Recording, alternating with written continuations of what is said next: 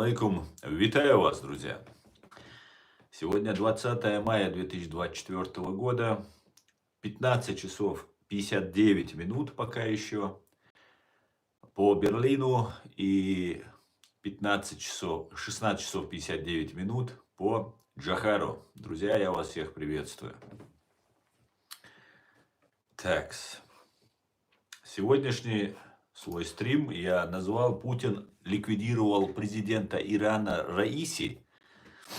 И давайте об этом и о многом другом поговорим.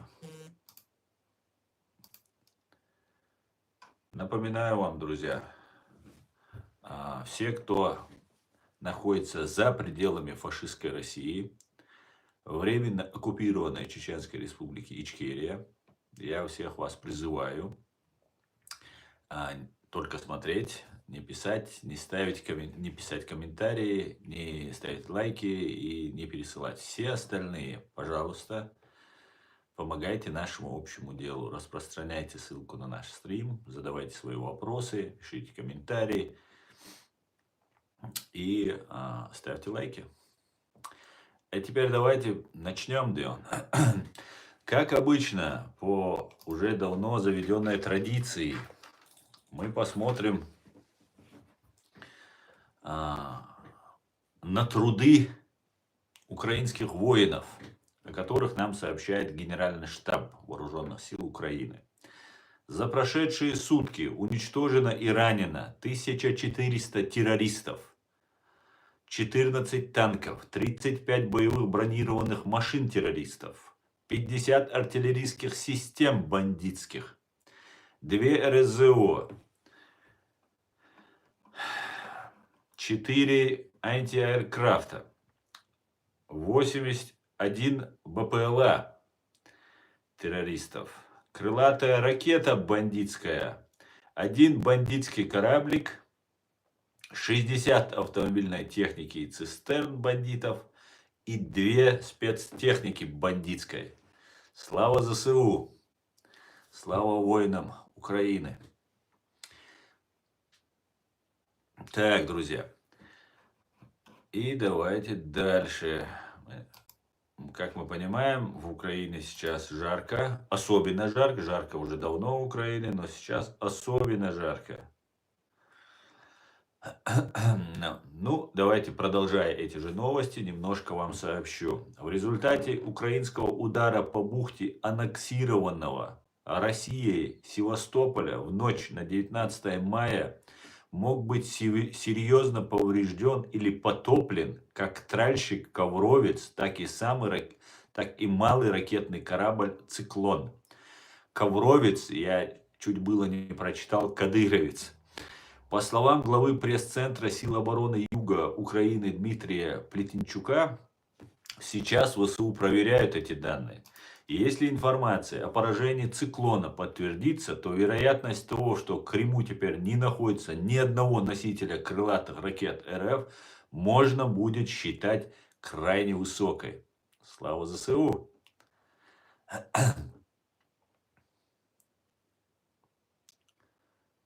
Слава ЗСУ! Парни, вы самые крутые на сегодняшний момент. Вам равных нет никого.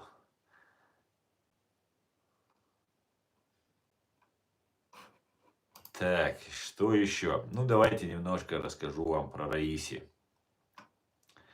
которого, вероятно, и не только Раиси, вероятно, грохнул Путин. Ну, или террористическая банда ФСБ и их миньоны ГРУ. Вертолет с президентом Ирана полностью сгорел при крушении, сообщает Reuters. После многочасовых поисков спасатели обнаружили потерпевший крушение вертолет, на борту которого находились президент Ирана Ибрагим Раиси и министр иностранных дел Хосейн Абдаллахиян. Никаких признаков того, что пассажиры живы, сообщают на иранском государственном телевидении. Официальной информации о судьбе президента и главы МИД пока нет. Не стало Раиси, когда он возвращался из Азербайджана, как пишут. Пишет онлайн-портал со ссылкой НТВ, со ссылкой на представителей правительства Ирана. В результате крушения погиб также министр иностранных дел Хосейн Амир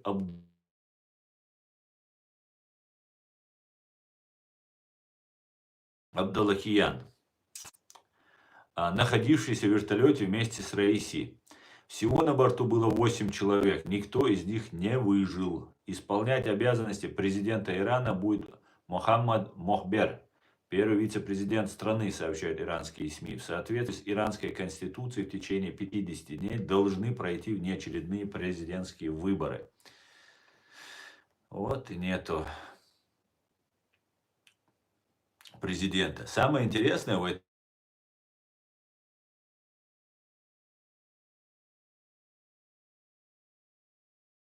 Одну секунду, друзья.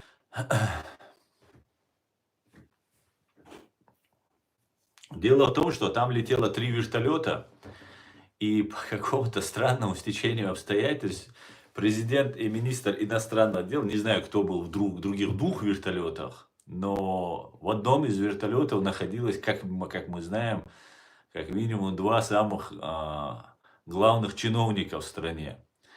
Или марионеточных чиновников в стране.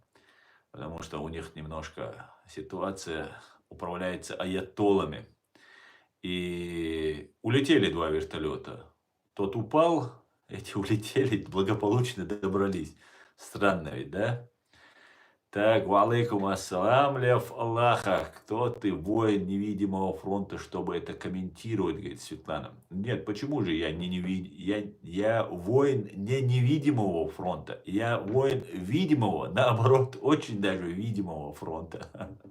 А кто я? Для тебя просто король, Светлана. Будешь называть меня королем, если хочешь знать, кто я. Так, давайте почитаем ваши комментарии. Смотрю, тут набежали наши хейтеры.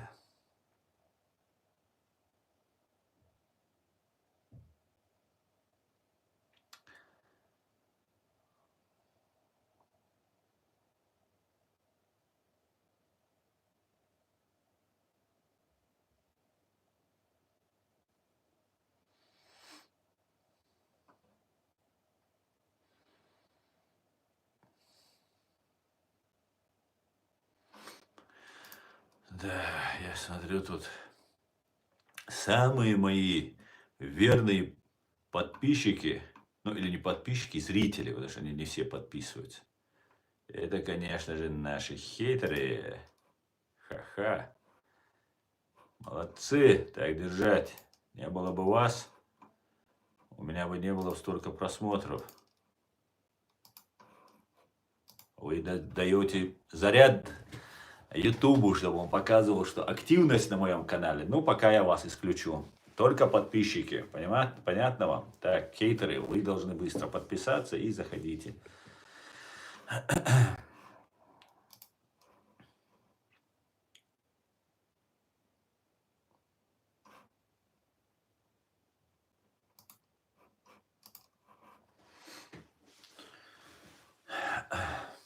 Ну что ж, мы из Одессы, мы ждем русню. Правильно, Александр. Еще знаешь, ты еще фамилию свою напиши. Дело в том, что в Одессе у вас нет никаких шансов. На Харьков вы можете идти. Вы даже на Одессу не пойдете, понимаете? В чем дело? Эта война очень странная. И вы не пойдете на Одессу. Да, на Харьков вы, может, бросите там мясо свое. А на Одессу вы не пойдете. Потому что нельзя, Леон.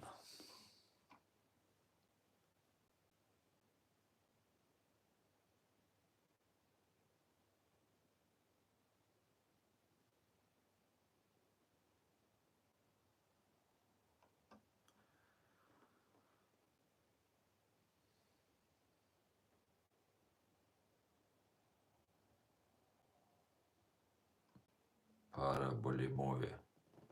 Почему некие блогер не упомянул вас, когда перечислял людей и организации из чеченского сопротивления. Дело в том, что тот блогер, о котором вы говорите, является цеховиком. И он не является из чеченского сопротивления. Он является симулякром, который занимается симулированием сопротивления. А мы не занимаемся симулякрами и симулированиями. Поэтому нас не жалуют. Но это хорошо. Знаете, как-то тоже очень интересно, я вам пример приведу. Ненавидят они меня лютой ненавистью. Но у них задания, вот эти, вот то, что вы видите, это пешки. Пешки.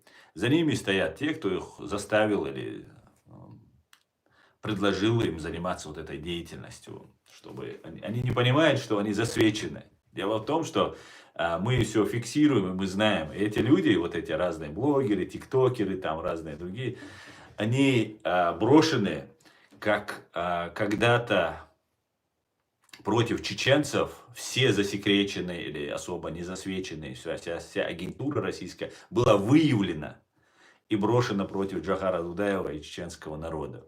Вот сейчас точно так же все брошено против Украины. И вот эти люди новые, но они своих вот этих задействуют. Кто умеет более-менее болтать, там, они их обучают, сажают, и вот они начинают все это рассказывать и говорить.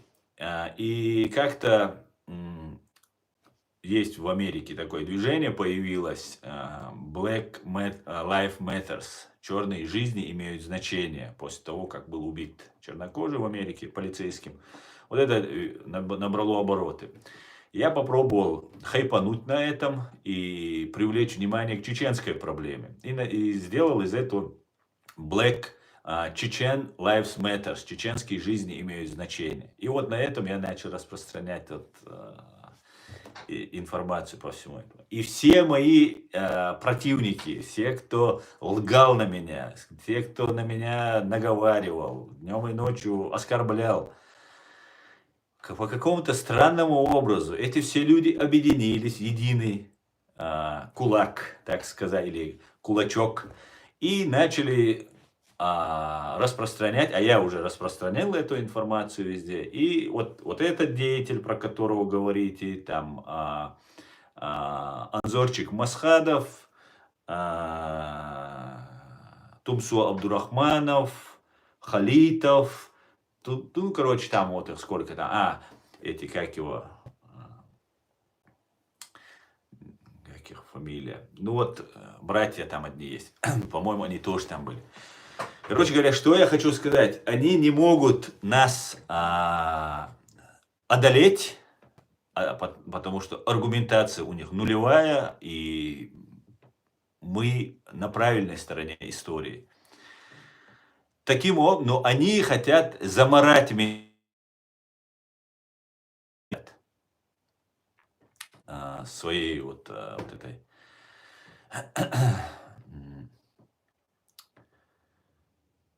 да. Визендель.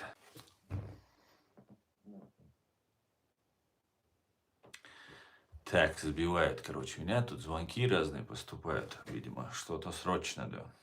Ну,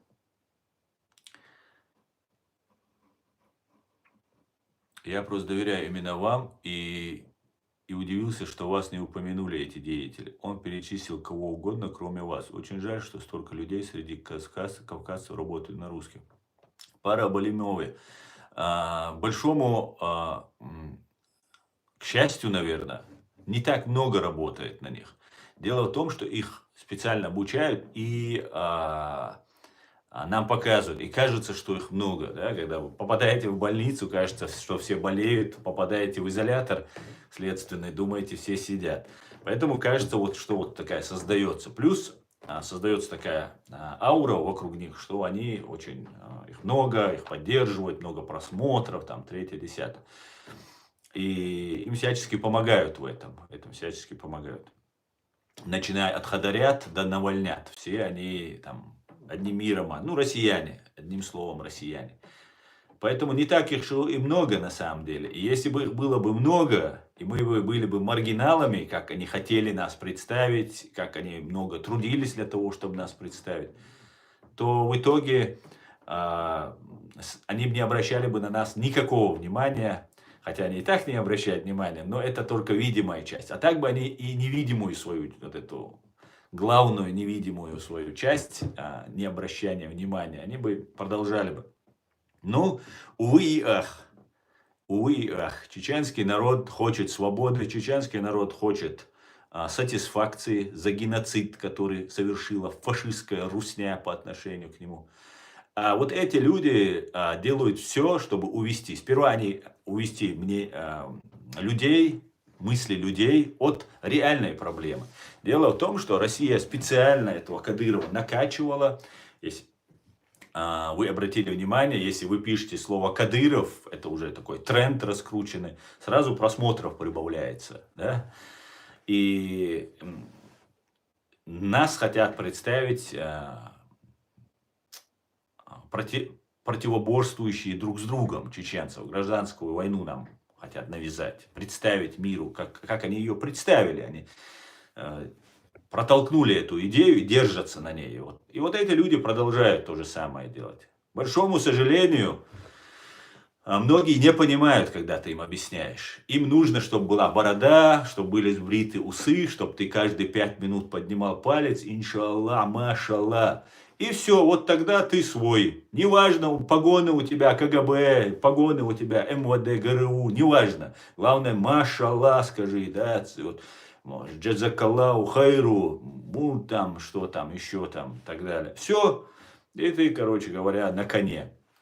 И по какому-то странному стечению обстоятельств, вот эта вся деятельная группа, которая изображает из себя религиозников, хотя они к религии не имеют никакого отношения,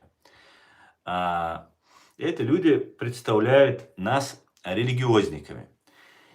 И Россия борется с этими религиозниками, якобы. Ну, она борется с чеченцами, но кого она захочет убить, она обзывает его там радикалом, террористом и убивает. Сперва расчеловечивает его, выводит, и все, и все говорят, ну да, конечно же, убили, правильно, террориста убили, фашиста убили, исламиста убили, так и положено. А эти исламисты, вот эти, которые, блогеры, которые изображают из себя исламистов, да, короче, Коран и Сунна только и так далее. Причем говорят за святое, за самое ценное для чеченцев, для мусульман. И вот так вот, таким образом манипулирует.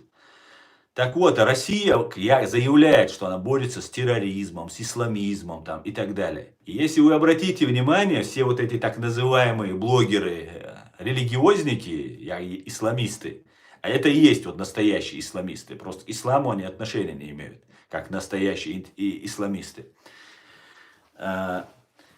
Их каналы не запрещают в России. Их убивать никто не собирается. Имитируют они здесь попытку убийства, там, покушения, там разные вот эту тему занимаются. Но по факту их каналы на территории фашистской Русни не запрещаются. А я демократ, которого они обзывают демократом, там еще грязными словами за то, что я, как любой чеченец, зная свою историю, зная свои корни, являюсь демократом. То есть я за то, чтобы власть была у народа.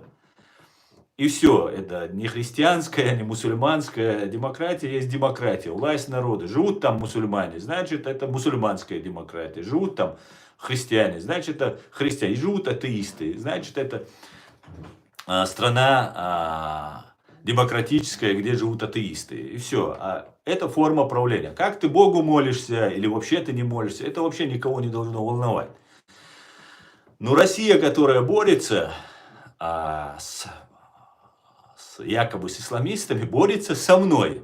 А вот этих деятелей по какому-то странному стечению обстоятельств не запрещают, не мешают. И все у них нормально. И делайте выводы.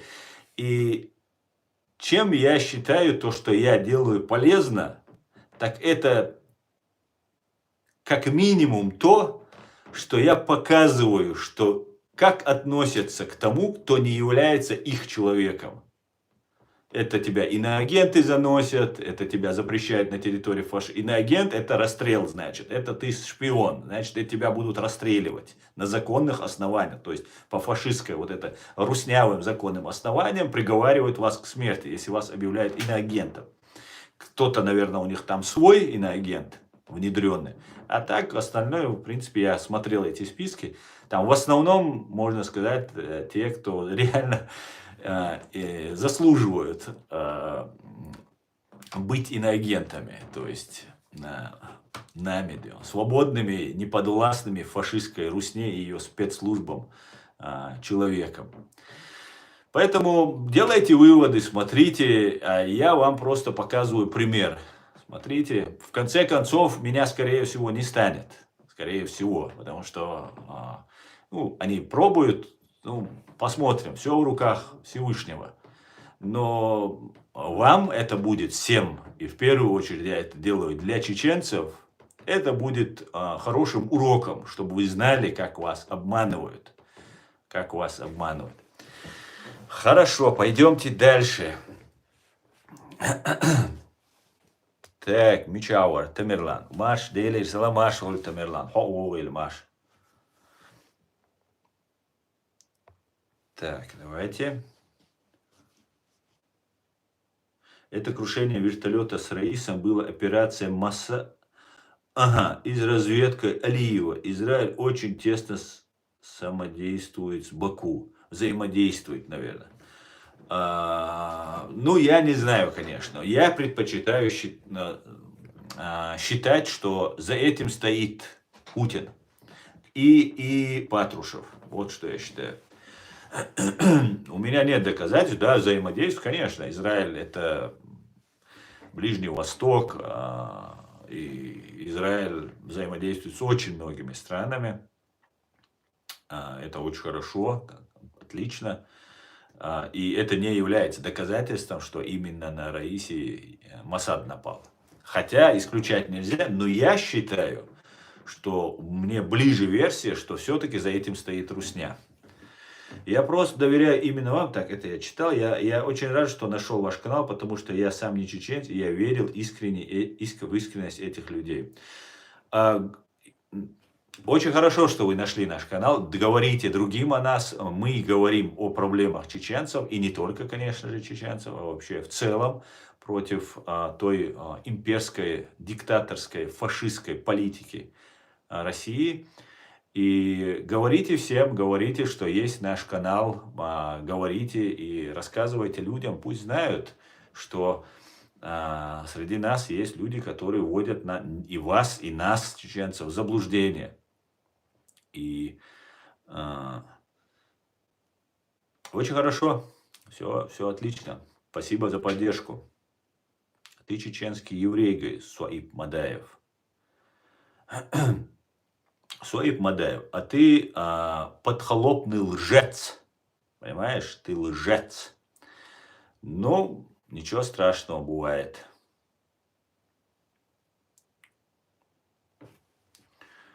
Дедек Хейла, Далуизель, Никола, Далуизель. Так шариат или демократия, говорит? Distortion рояли. А с какой целью ты интересуешься? Ассаламу алейкум. Ва алейкум салам, Арон. Салам алейкум. Дудаев был настоящий мужчина. Да? Ответишь за свою подлость. Ты предатель. Чеченцы живут в Чечне. Ты разжигатель войны. Ты больной, Александр? У тебя все нормально? Перестань такие вещи говорить. Задавай вопрос, я тебе отвечу. Или ты что-то другое имеешь в виду? Я что-то не могу понять.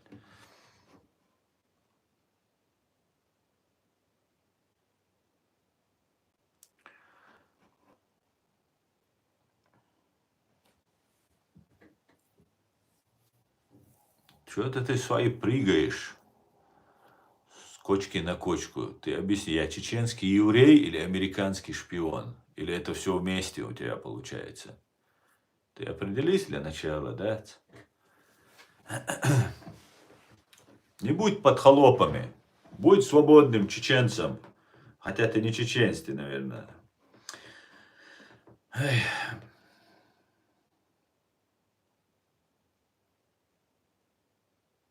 Как относится к обычным русским? Или у вас ко всем к русским негатив? Даниил, наверное, складывается впечатление, когда я фашистскую Россию называю фашистской Россией. Если я говорю про русский империализм, то складывается впечатление, что я отношусь к русским плохо. Нет, к этническим, русским или к любой другой национальности я не отношусь плохо.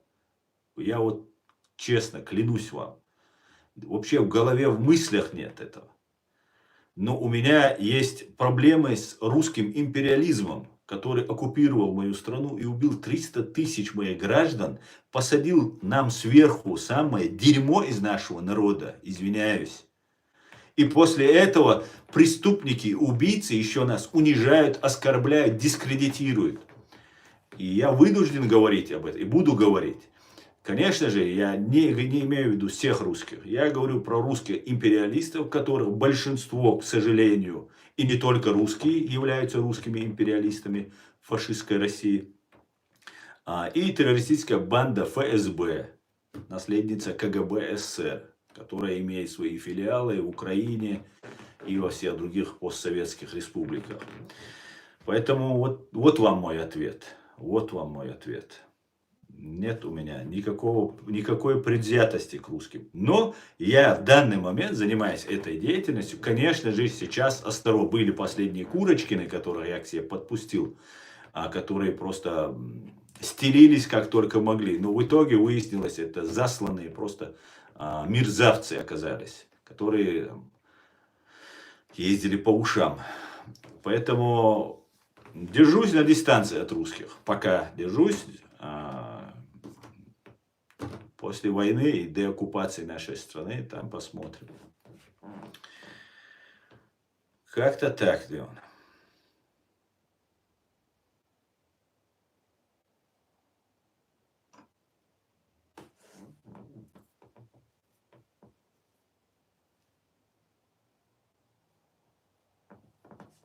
Смотрели ролик «Грозный 35» строят проспект или... Нет, там есть был проспект имени Ленина, который переименовали в Кадырова и в Путина.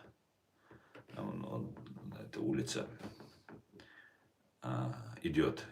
И все, это так лизнули просто Путину и все. До 1935 года я очень сомневаюсь, что этот режим просуществует. Но если исходить из пророческих слов Джохара Дудаева, то это может дотянуться до 1945 года. И как раз победим фашизм, как победили нацизм, победим русизм в 1945 году. Может быть, дотянется. Но я очень в этом сомневаюсь, не хочется в это верить, но готов к любому развитию событий. Вітання, слава Ічкері, Nokia. Вітаю вас, героям слава.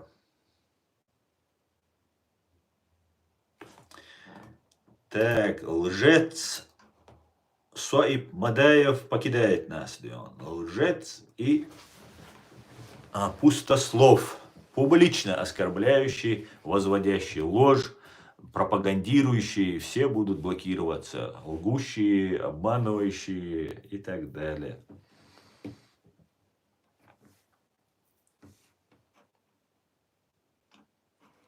Они нас покинут.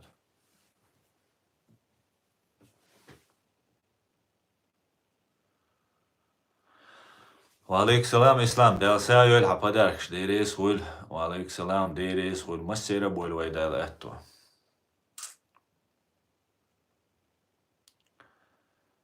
Так.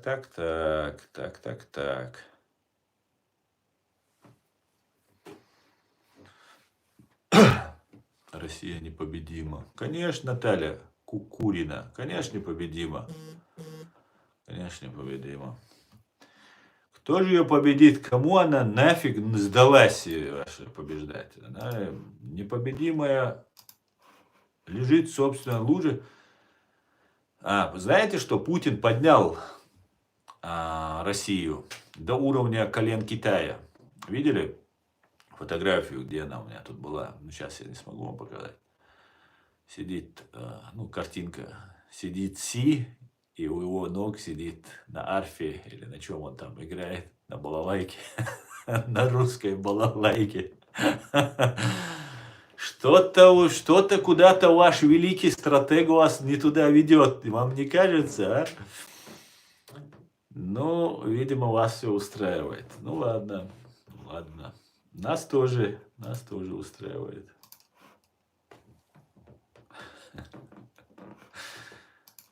Да, уж дело. Такс. Что-то. Вы с комментарием. А, я же заблокировал этих, каких там, неподписанных.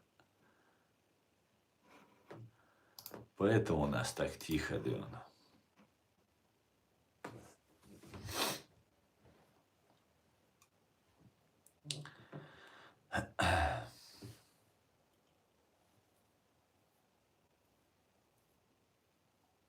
Смотрите, Андрей Прозоров пишет. Ну, на этот комментарий я не могу не ответить. Андрей Прозоров пишет. У России Бог, а у Украины сатана.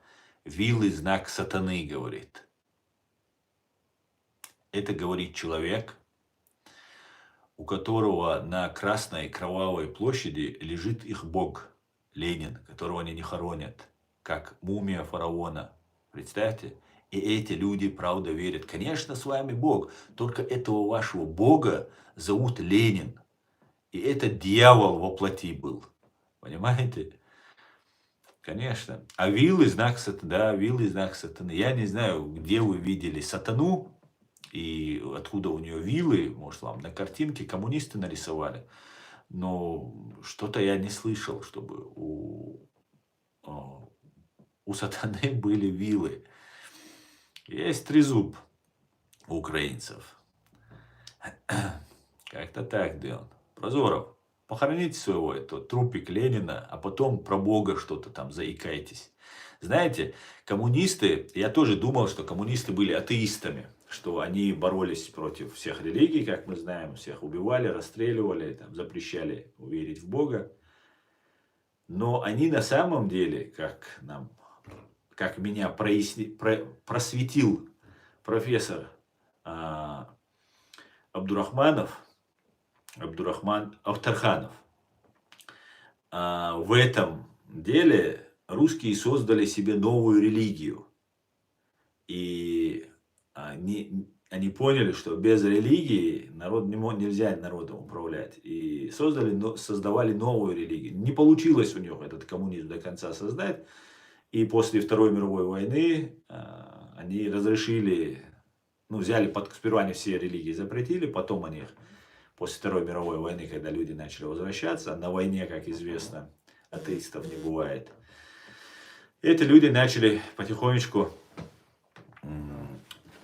требовать молиться Богу, там, 3-10, и тогда было принято решение вновь открыть христианские, мусульманские там, и другие религии в России. Как-то так.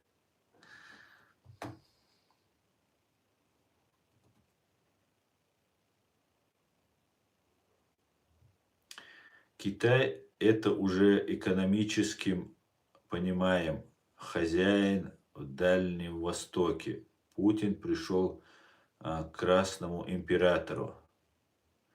Да, совершенно верно, Джимми Фокс. Именно так.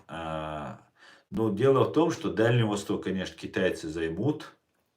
Но есть еще две страны, которые тоже бы, я так полагаю, у меня нет никакого инсайда, я просто предполагаю. Это Великобритания и Соединенные Штаты Америки, которые тоже имеют. Америка еще и почти граничит с Россией на той стороне этого образования. Поэтому, я думаю, мы увидим еще противостояние за Сибирь и Дальний Восток между этими мощными державами. Но так как эти державы очень мудрые и не такие отмороженные, как КГБ СССР, я думаю, они договорятся, и все будет нормально. Будет мирно, тихо поделена чужая территория, которая, конечно, не принадлежала никогда русским. Там живут другие народы. И я надеюсь, что новые хозяева, скажем так, или государства, которые придут туда, они будут учитывать интересы аборигенного местного населения. Это очень важно. Потому что эти народы русскими доведены практически до полного исчезновения. Полностью.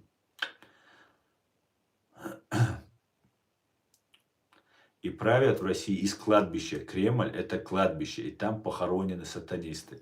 Даймок, абсолютно. Спасибо, что ты меня напомнил. Буду использовать вот это уже. Абсолютно так. Абсолютно. Они и в стенах, и везде хоронят. Совершенно так. Сперва, вас не поймешь, сперва немцы были фашисты, теперь русские. Нет, немцы заразились от австрийцев нацизмом. И это принесло им колоссальное горе, колоссальнейшее горе им это принесло. И не только, конечно, им, а всему миру. И немцы абсолютно сейчас другие люди. Вы даже не представляете. Это, я не знаю, самые гуманные люди, наверное, на земле. Конечно, бандиты, преступники, там, особенно приезжие, понаехали, как говорится. У нас тут все имеется. Каждой твари по паре. Но по большей части это люди совсем другие. По крайней мере, мне сейчас сложно даже поверить, что то, что было, хотя это документально, видео, фото, судебное решение, все имеется, ну, в голове не укладывается. Как такое было? Как им этот Гитлер вскружил голову, что они просто, ну, там были, как Путин, например, скружил дело. Видимо, за что-то умел зацепить и Гитлер, и Путин. Знаете, многие люди, проводящие подобные эфиры, просто используют брань и не могут спокойно рассуждать. Но я увидел вас, решил послушать, понял, что вы хороший человек. Я рад, что остались такие хорошие. Металл Соник, спасибо большое. Но вы меня не видели в ярости. Мне самому потом стыдно, конечно, но меня иногда выводят. Но сейчас я уже все, я уже исправился, больше не буду уходить. Просто смеяться буду над ними.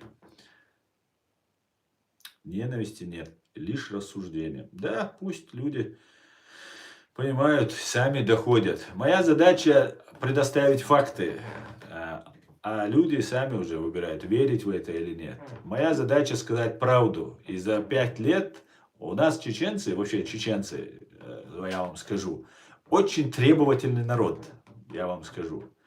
И если вы им чем-то не угодите, то пиши пропало. Так вот, с первых дней я, конечно, не угождал, меня тут гасили справа, слева, информационно. Но в конце концов, я вот уже 5 лет, а всего 9 лет, как я сюда в Европу приехал, вчера, правда, ошибочно, поспешил и докинул еще год, сказал 10, ну, 10-й год, я тут. И за все вот это время, то, что я занимаюсь, я не врал своим зрителям. Ни разу, хотя меня в чем только не обвиняли. И именно за это чеченцы меня и уважают. Я так думаю. Потому что я не лгу, что бы мне это ни стоило. Понимаете? Именно поэтому я независим. Именно поэтому я ни с кем не беру ни от кого денег, ни с кем не ассоциируюсь и так далее, и так далее. Поэтому я говорю то, что я думаю. И хочу разъяснить людям, чеченцам, и это останется в интернете навсегда, зафиксировать эти моменты, которые происходят с моим народом, которые поставлены в тяжелейшее положение, в тяжелейшее. Выбирать между честью и выбирать между жизнью, выбирать между тюрьмой и выбирать или не чеченским, скажем, мягче, молчанием. Ну вот, как-то так. Пармат, она дуйбо ночью. Пармат минуты ешап, пармат, солнце ой, парматти, марматти, цашчу бой, сана остуй, хана остуй. Пармат минуты, она солнце ой. Сколько же у вас ненависти к матушке Россиюшке? Наталья Кокурина. Россия мне не матушка. Запомните. Во-вторых, у меня нет ненависти к России и к русским. У меня есть презрение как к дохлой скотине, к имперцам, которые уничтожили 30% моего народа, остальных взяли в заложники. И сейчас, смотрите, я недавно начал рассказывать о том, как Россия нас дискредитирует. И разными там такими моментами.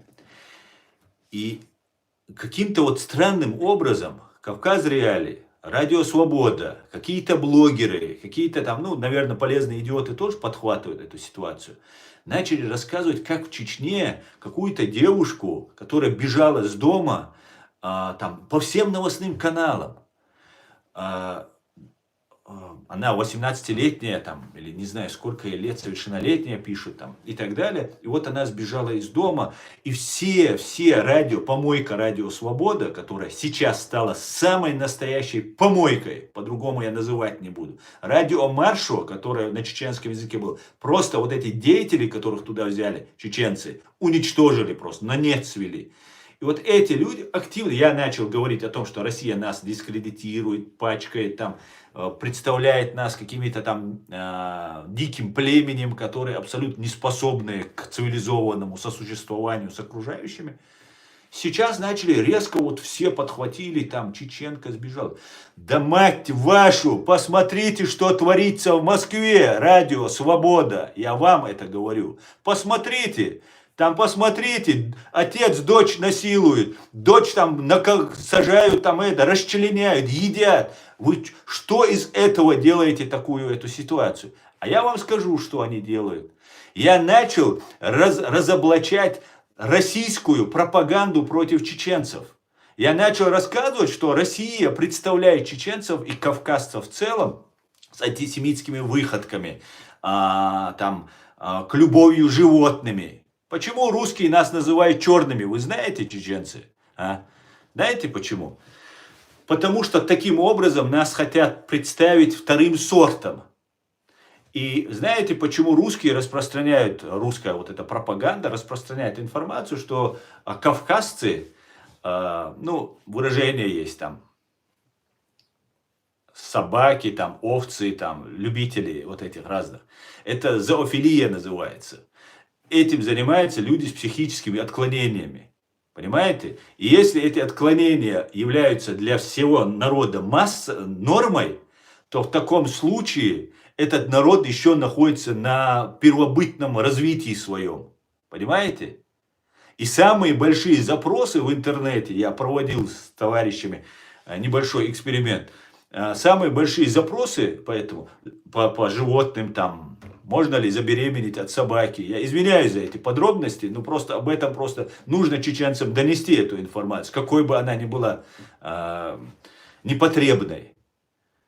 Больше всего запросов на эту тему в Москве.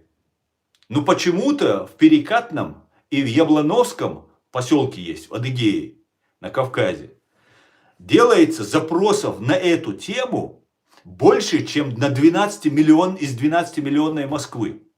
Таким образом, я это все начал рассказывать. И еще много есть вещей, начиная от антисемитских выходок, заканчивая всем остальным. Что мы там дикари, непонятные, там, с нами, не можем сосуществовать с миром, что кто-то должен нами управлять. Турция это будет, Россия это будет. Ну вот не способны кавказцы, чеченцы, вот они такие вот необразованные, дикие. Вот так нас представляют, понимаете?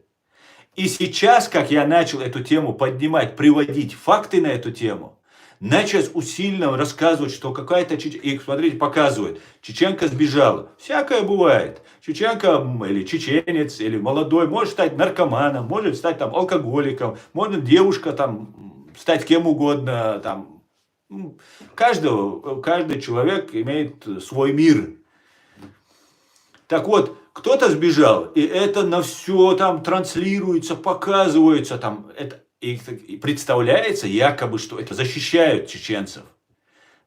Так вы защитите тех, кто на войну, кого на войну отправляют. Защитите тех, кого убивают за взгляды. Мать вашу.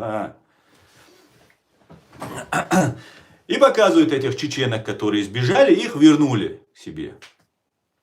Первая фотография там. Вероятно, убита. Вторая фотография. Неизвестно, что с ней стало. Третья фотография жива.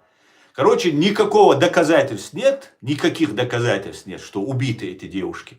Но то, что они их так раскрутили и показали на весь мир, это они якобы не учитывают.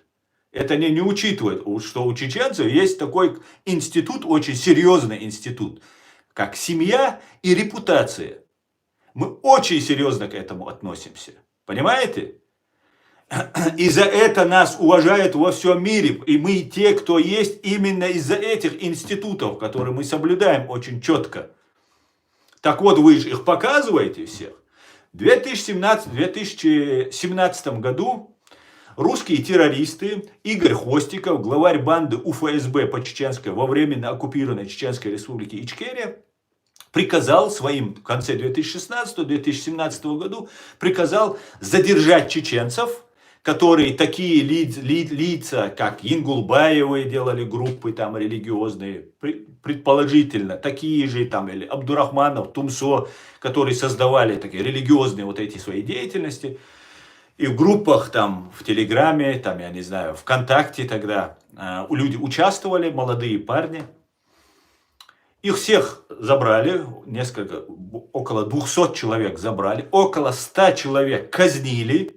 Их трупы сожгли, их трупы закопали на свалках, на христианских кладбищах, чтобы не искали их родственники.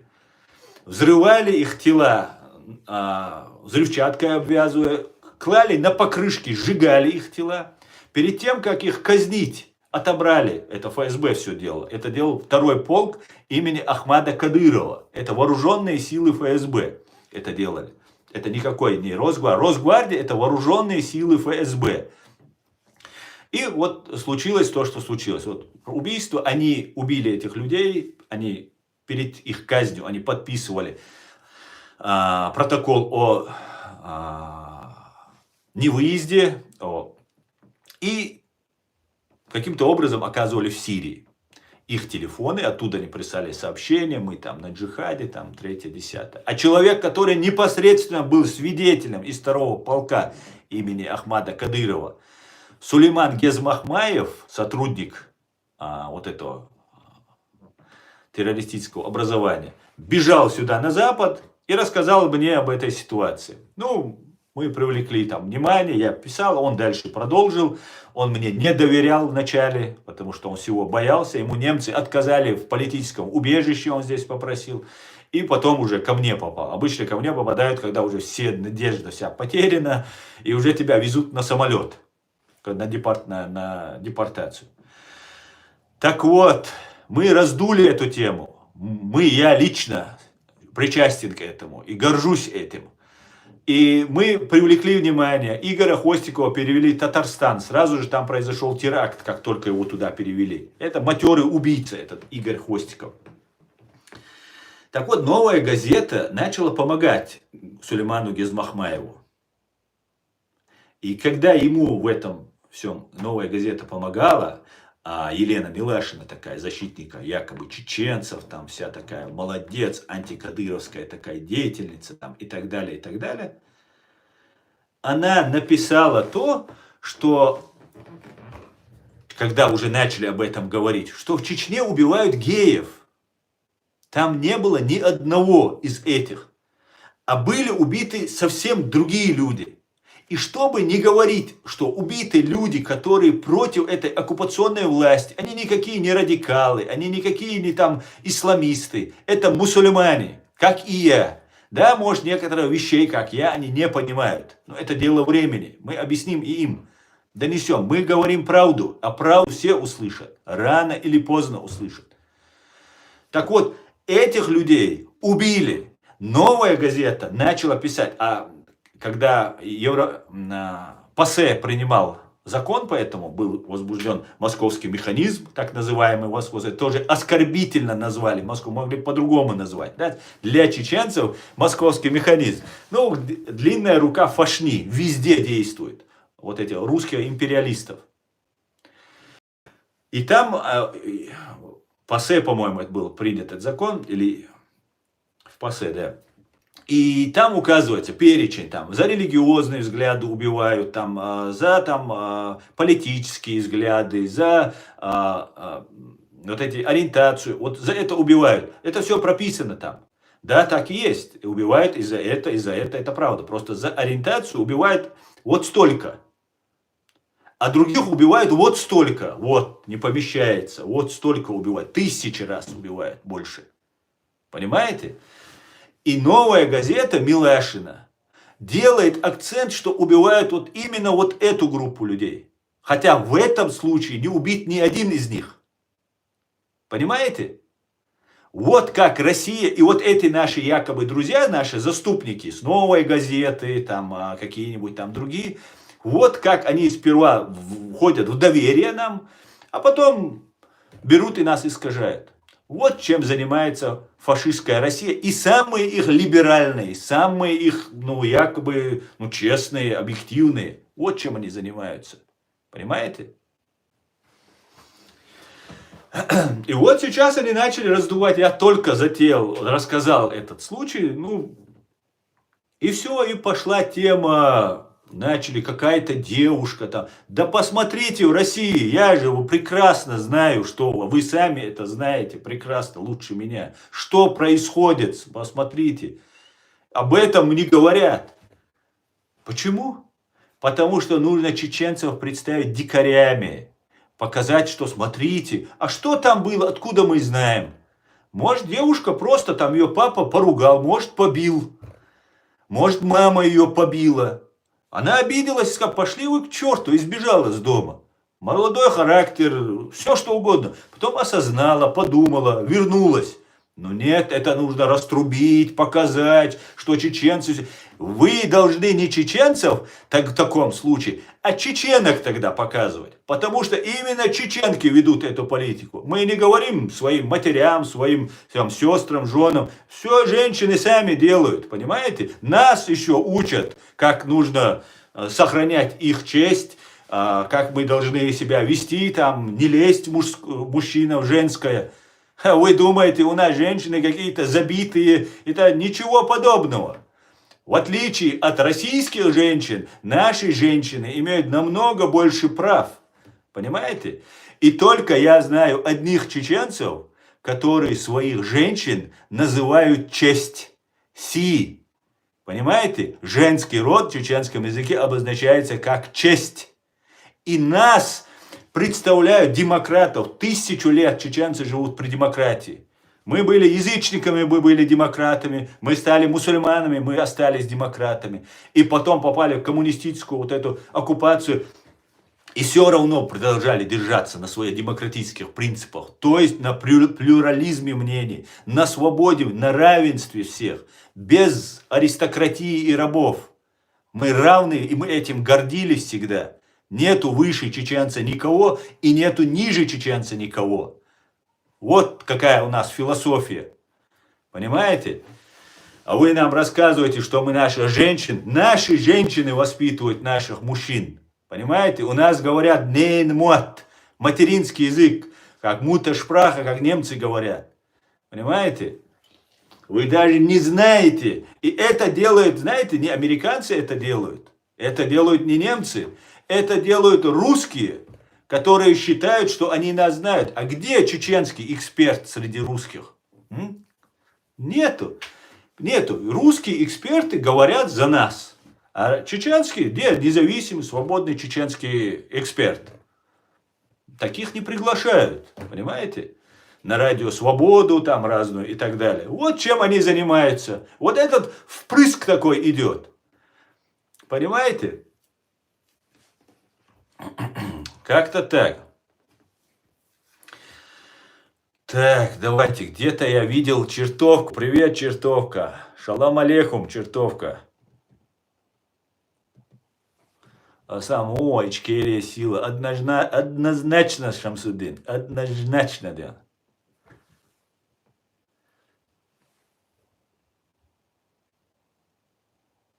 Можете рассказать, ассаламу алейкум, можете рассказать про культ спорта в Чечении? Почему его так продвигают? Али Байсаров. Алейк салам, Али.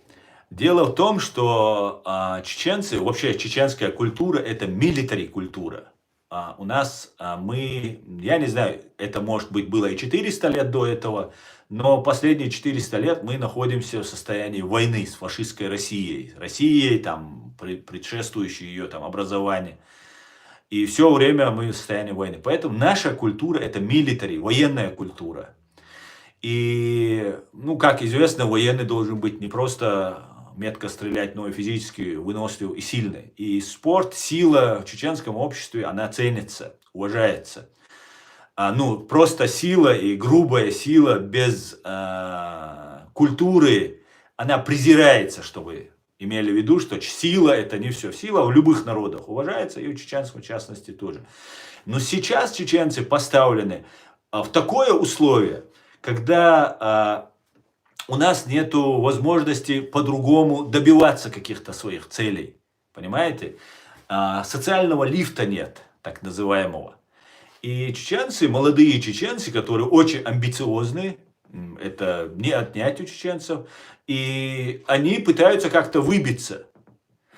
И чеченцы крепкие, исходя из того, что русские пытались все время нас уничтожить, так сказать, видимо, сработал естественный отбор, и сильные выживали, и приспосабливались, становились, ну, имеется физически сильные, и умственно сильные.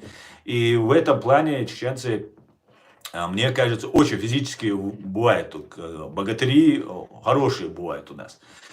И вот люди таким образом, ну и смелость, это тоже характерная черта чеченца, который нужно иметь, ну, достаточно мужества, чтобы выйти столько раз, это же можно и смертельные, и инвалидом можно стать, и есть случаи, когда инвалиды становятся, и так далее, и так далее. Поэтому это от определенной степени риск, и все равно идут и делают, потому что другого выбора нет.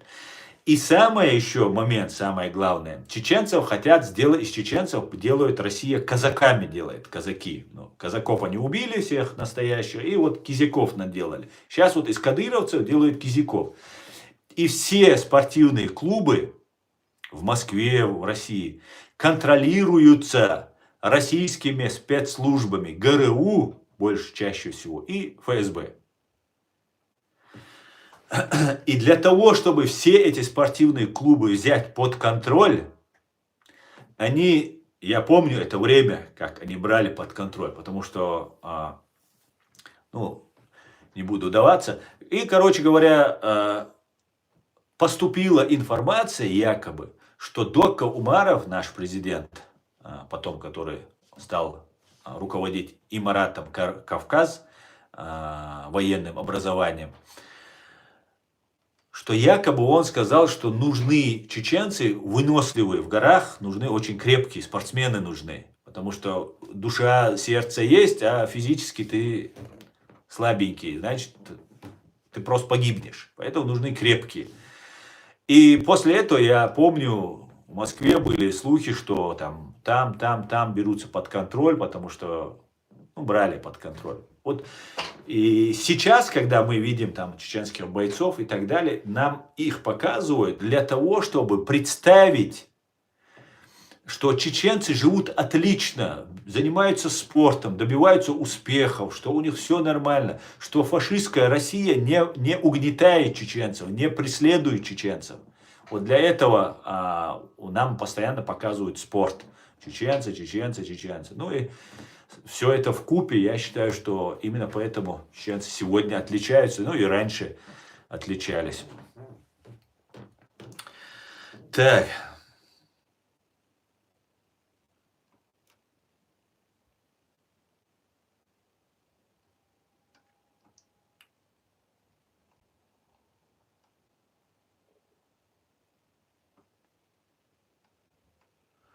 Что-то у меня тут настрочили, я не могу найти, где начало, где конец. Ну, сейчас давайте здесь. Асамо, Дику. Так.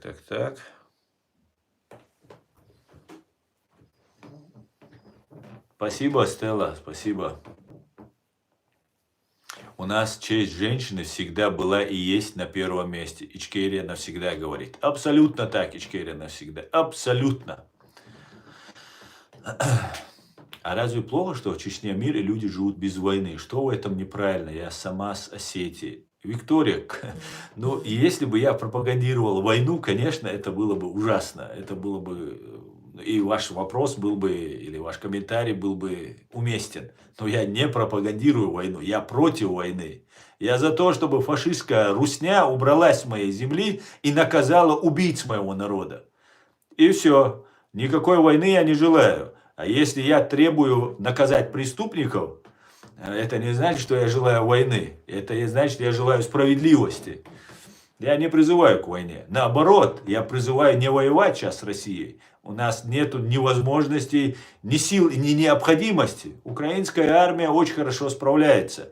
А нам, разобщенных, убиваемых, там, 3-10, нам нужно собраться. Среди нас агентура работает, нас разделяют. То есть бардак просто творился. Сейчас мы все налаживаем, у нас все, как говорится, постучим по дереву, все будет Ичкерия.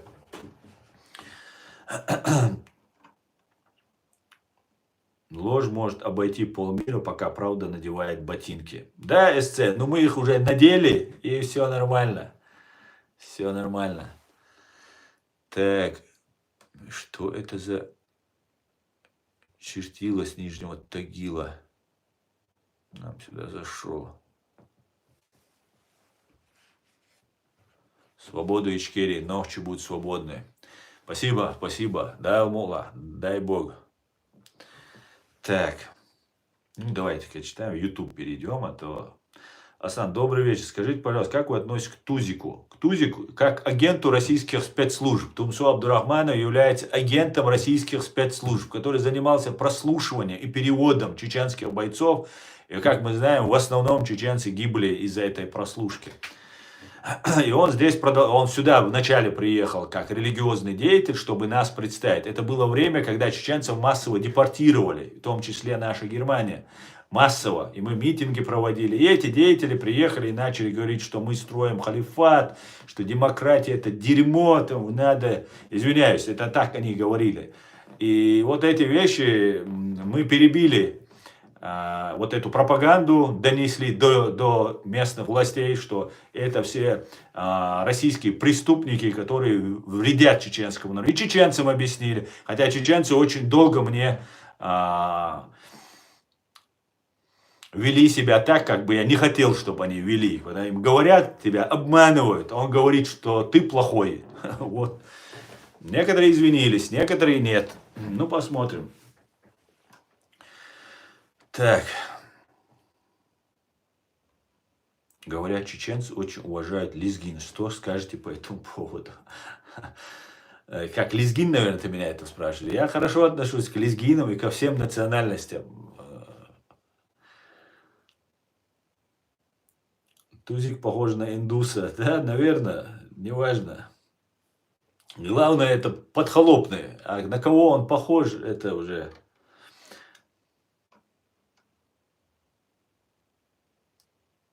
Асан, что ты можешь... Куда это делось? Асан, что ты можешь сказать по поводу того, что западный мир поддерживал РФ в войне против Ичкерии? Если помните, Засилан по всем преступлениям проголосовали против. Надо быть слепым. Ну, я именно неоднократно это, чтобы не заметить нарушения прав человека. Конечно, нарушения прав человека были. Конечно же, это было преступление против чеченского народа. Однозначно, 100%. И я об этом неоднократно много раз говорил. Но дело в том, что нас Россия своими усилиями пристегнула к борьбе с международным терроризмом. То есть нас сделали террористами. Их агентура внутри нашей страны говорила, что мы террористы и исламисты. И сейчас вот этот Тумсо Абдурахманов, Халитов, Белакиев, ну другие там деятели. Эти все люди то же самое продолжают. Тоже сейчас, правда, они демократами стали. Сейчас у них конституция уже нужна. Глаза на волке тоже нужны на гербе. Конституция чеченская нужна, оказывается. А раньше она не нужна была. Все, конституция не нужна. Строим халифат. Идем, воюем до судного дня, пока молодежь не закончилась. которая верила в этот их бред. А эти почему-то живы. Их дети живы, они при бабках, все нормально, их никто не преследует. Даже в России их каналы не запрещают. Так, на минутку, вот эти радикалы. Поэтому Россия сделала так, чтобы нас представили террористами. Им это удалось. Но сейчас наша задача. И здесь, в Европе, здесь, в Германии, есть агентура российская, есть коррупция, есть те, кто помогал Путину против чеченцев, против нас. Это правда. Но здесь есть и другие люди, есть и не так много этой агентуры. Поэтому эти люди, во-первых, и состарелись, и самое главное, здесь идет зачистка этих людей. Отправляют на заслуженный отдых, кто был с русскими, коммуницировал. И у меня на YouTube-канале есть это видео, где министр 2005 по 2009, по-моему, год Германии, ФРГ, Шобле, говорит о том, что он ошибался, он помогал русским против чеченцев, но чеченцы не были тем, сейчас он покойный, 1,5 года назад он умер, но он это сказал, и это министр внутренних дел говорит. И это не просто слова, и он, причем он оправдываясь это говорит, он не извиняется, конечно, перед чеченцами, да, так, между делом, между прочим, 30% чеченцев уничтожено. Так, на минуточку, да, чтобы все не забывали, да, мы вам этого не дадим забыть, даже если вы будете забываться. И вот он говорит, не надо обвинять, кто там с Путиным там раньше понял, кто потом понял. Это он о себе говорит. Ну, давайте помогать Украине. Все поменялось, вектора поменялись. Россия уже, Германия дружить не будет. На десятилетия Россия уже, Германия дружить не будет. Понимаете? Поэтому мы должны, конечно же, понимать всю эту ситуацию. Но при всем при этом мы должны понимать, что нас Европа не убивала. Конкретно, если кто-то помогал, его нужно определять. Но мне это даже, я это откладываю на потом. Или кто-то другой занимается этим. Я занимаюсь фашистской русней и теми, кто нас убивал. Непосредственно. Кто нас оболгал здесь, в Европе. Вот что говорится. Поэтому мы должны искать здесь нормальных людей. А здесь есть нормальные. Просто отличные здесь люди есть. Надо их находить, устанавливать связи. Личные связи имеют огромное значение. Это очень важно. В любой политике, в любом деле. Если у вас есть личная симпатия, личный контакт, это решает очень много проблем и дел. И нам это нужно делать.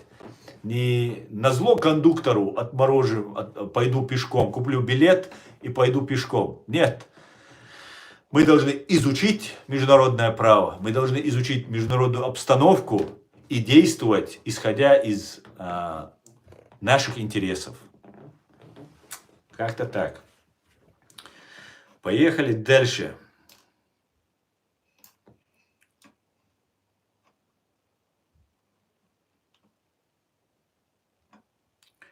Так, друзья.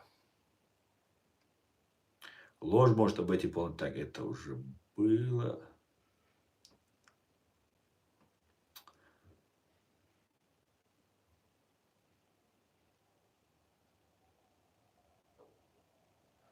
Ты, Имран, не спеши с выводами. Не спеши. Я хочу оторваться. Все мало.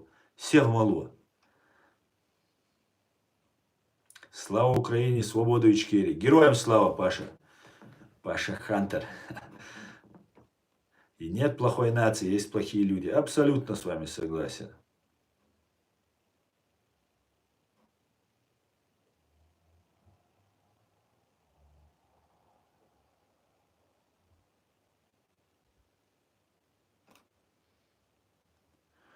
Дерри Ислам Маршал, он свободный гражданин.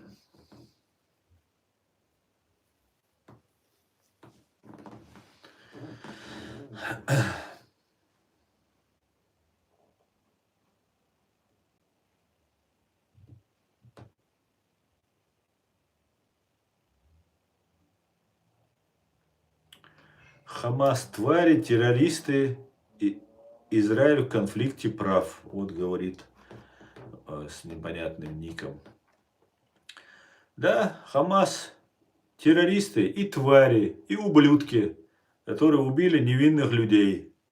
И на свой народ навлекли страшную беду и гнев. Понимаете? Это ублюдки, которые зашли и убили невинных людей. По-другому их рассматривать никак нельзя. А евреям, израильтянам, евреям в целом, я хотел бы сказать, что не ассоциируйте их с мусульманами. Я мусульманин. Я мусульманин. И мы, чеченцы, мусульмане. Так вот, когда мы, мусульмане, погибали, и нас геноцид был, настоящий геноцид, не выдуманный, не фейковый, который они распускают слухи, а настоящий. Вот эти турбо-мусульмане, братья-мусульмане, исламские джихады, оставили нас, сказали, что это не мусульмане, это внутреннее дело России, это их не касается. Поэтому не идите на поводу у этих террористов, делая по крайней мере, 1 миллиона чеченцев себе, в том числе зачисляя нас в враги. И более миллиарда всех мусульман на этой земле. Нет, мы мусульмане не против евреев, не против кого-либо. Мы хотим созидать и жить с вами, и дружить со всеми на этой земле. Это я вам как мусульманин говорю.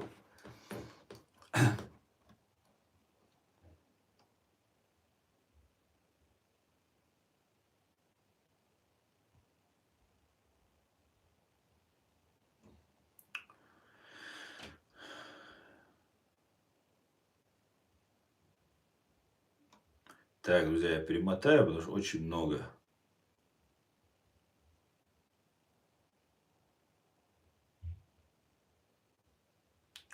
Привет, брат. Скажи, пожалуйста, если ты захочешь вернуться на родину, то примут? Ну, во-первых, я не захочу, пока она оккупирована, туда возвращаться. Нет у меня такого желания. Во-вторых, не примут. Примут, ну, имеется в виду, в наручниках примут, конечно. И потом замочат. Покажут по телевизору все, как нужно, там, запытают, пока я свое имя узнавать не буду. И потом посадят или ликвидируют. Конечно же, ну, даже если бы они мне ничего не сделали, я им никогда не прощу. Понимаешь? Я никогда им этого не прощу. За то, что русня сделала с моим народом. Никогда. И то, что я сейчас, да, я не добиваюсь суда над ними там, и так далее, но я разоблачаю эту их ложь. И во-вторых, я даю напоминать всем чеченцам, что еще ничего не забыто и ничего не прощено. И не будет никогда. И даже если меня не ликвидируют, то это будет подтверждать тому, что был один человек, который пожертвовал, чтобы привлечь их к суду. И значит, это будет стимулом, мотивацией и для всего мира показать, насколько он лицемерен. И для чеченцев понять, что надо продолжать. Надо продолжать. И призываю чеченцев, продолжайте, не сдаваться, ни в коем случае. Пока ты не признал поражение, ты не проиграл. А мы его никогда не признаем, поверьте. Здравствуйте, Астан. Как вы думаете, казахи братья для вас? Конечно, а почему нет? Казахи наши дорогие, уважаемые братья, конечно же, почему нет?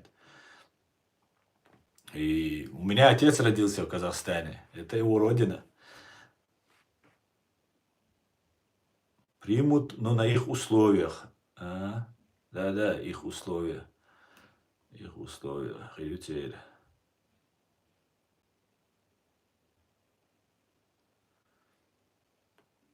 Так. Тебя на родине никто не ждет. Ты позор народа, говорит. Даниил Самсонов, ты даже не представляешь, как чеченцы меня любят.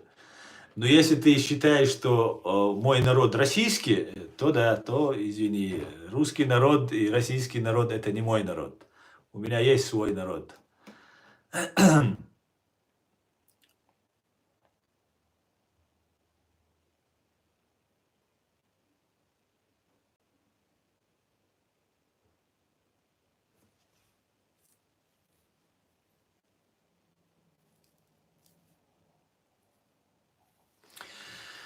Коля Гоголь.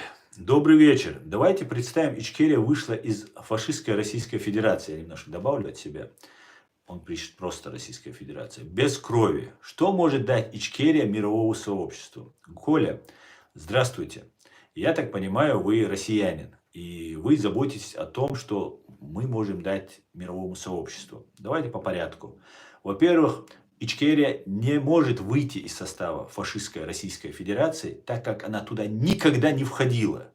Ваша ублюдочная банд-армия уберется с нашей территории, и мы деоккупируемся. Это так, чтобы для вашей правовой грамотности, я вам объясняю.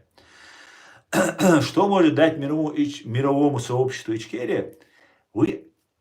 Вас это не должно касаться, колышет, никак вообще, это вас не касается.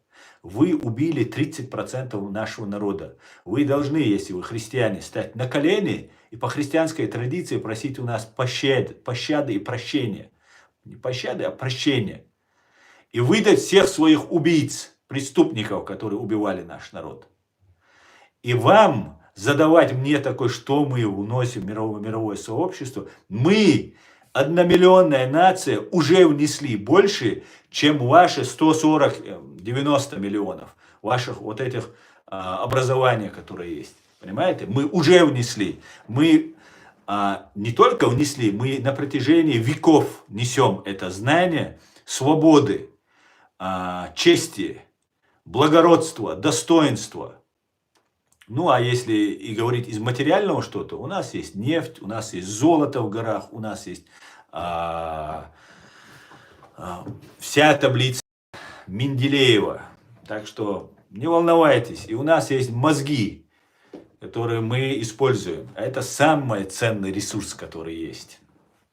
Так что все будет Ичкерия. И вам, русским, нужно задавать нам вот такие вопросы, проявляя максимальное уважение, посыпая голову пеплом, говоря, что да, мы виноваты, простите, ну что вы, чеченцы, можете внести? Да, мы убийцы вас, мы всем зло несем. Ну что вы можете, чеченцы, не дать мировому сообществу? Вот так ты должен подавать вопрос, чтобы к тебе уважительно отнеслись. Понимаешь? Это не унижение, если ты виноват, признаешь свою вину. Это мужество, это достоинство. У нас, у чеченцев, это так. И во всем мире это так считается. Ну, кроме вас, имперцев.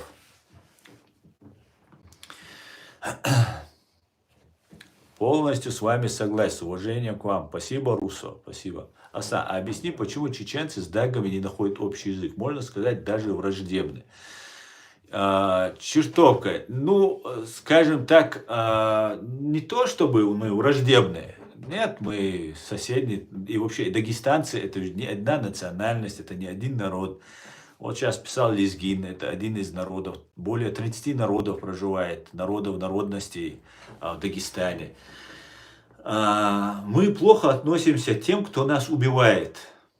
Мы к ним плохо относимся. К большому сожалению, Россия много что сделала для того, чтобы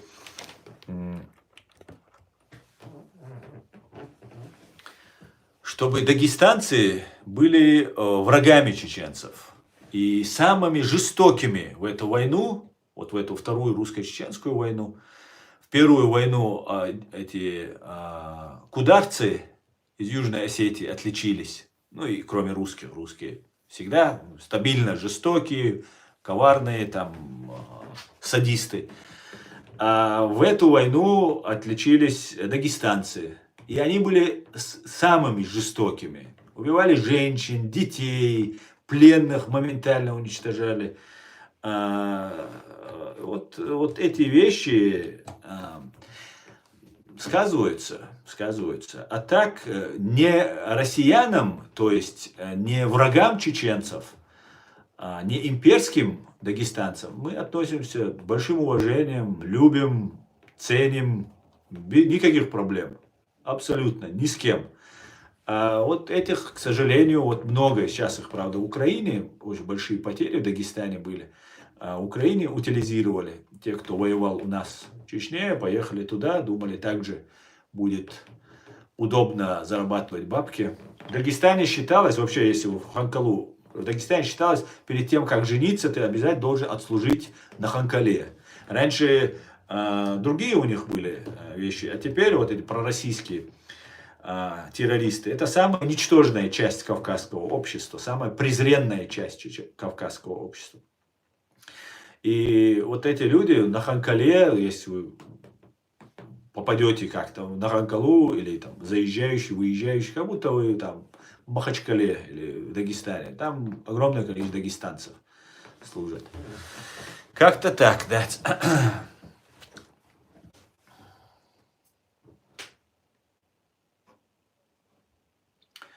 Ахтарханов, Магомаев по генам Эсамбаев мировые величины были чеченцами. Свобода вскроет еще больше талантов Следина. Да, Алмула, СЦ, да, Алмула.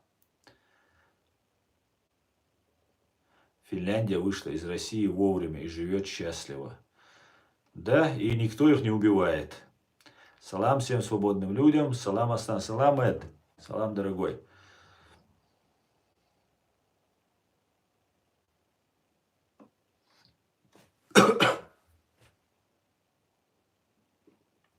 Совершенно верно. Свободный гражданин. Великорусская мечта, сидя по горло в дерьме, затащить туда всех остальных. Да? Аслан, почему вы разговариваете на русском языке, а не на нохчему, отвечая, например, для своего народа? Или не на английском, радуя своих хозяев? Почему на русском? Александр Стронский. Дело в том, что вы, как носитель арабской психологии, всегда ассоциируете нас с рабами, с хозяевами. Я объяснял, что у нас этого никогда не было. Это во-первых. Во-вторых, на русском языке я говорю для того, чтобы вот те самые англичане и американцы, которые говорят на русском, но не говорят на чеченском, меня поняли. И украинцы нас понимают, и другие народы, и грузины еще пока остались, кто говорит на русском языке. Молодежь у них практически уже не говорит. И слава богу, это их спасение. Поэтому я говорю на том языке, на котором мне можно донести свои мысли, свой анализ, свои взгляды и максимально нанести урон фашистской русне, имперской фашистской русне. И русский язык мне в этом помогает. Я надеюсь, вы меня поняли?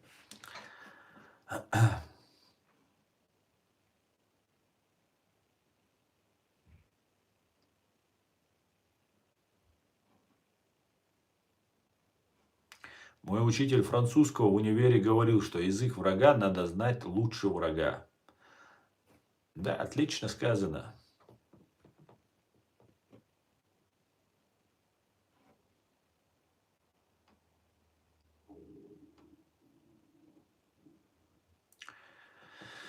Как вы считаете, Казахстан будет дружить с Россией или продвигаться к Европе и Ичкерии? Ну, пока власть в Казахстане не демократическая. Как новый Такаев пришел, мы тоже все видели. По традиции обязательно пролив кровь и так далее. Поэтому пока в Казахстане не будет свободное демократическое общество, которое может избирать и увольнять любого президента, Казахстан будет дружить, идти в сторону России.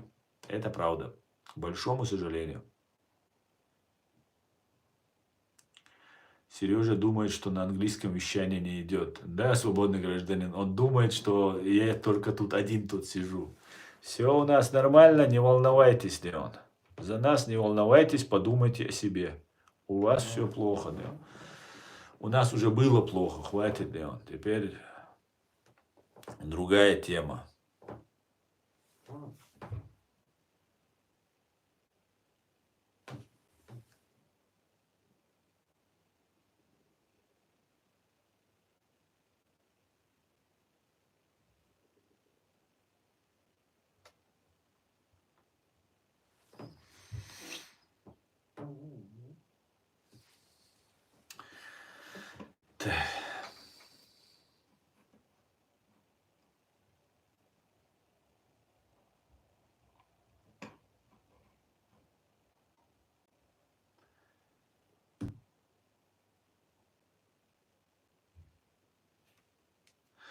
Коля, ну у тебя такие странные вещи. Я не понимаю, Коль, тебе сколько лет?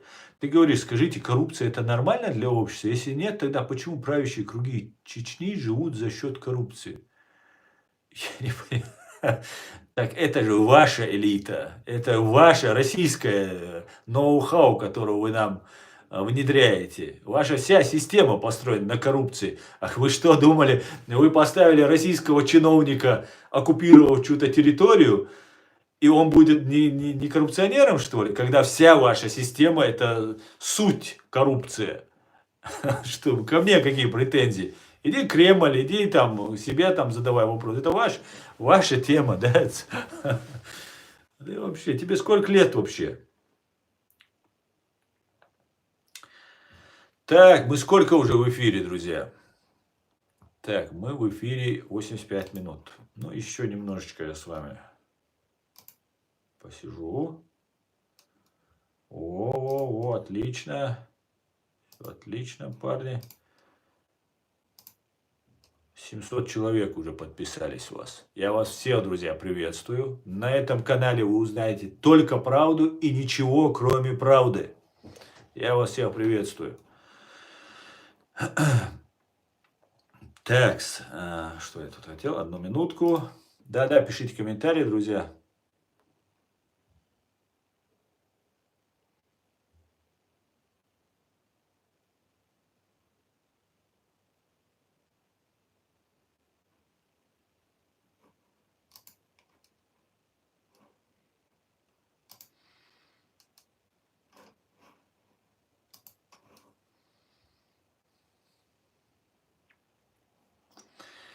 Ладно, посижу с вами еще немножко. Добьем до 1000, да? Как обычно, чтобы 1000 человек нас тут за сегодня подписалось.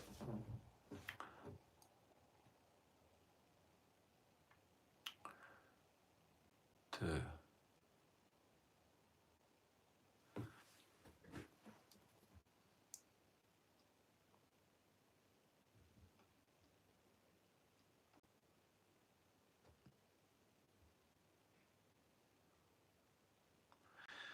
Какая Украина? Что я так, серьезно.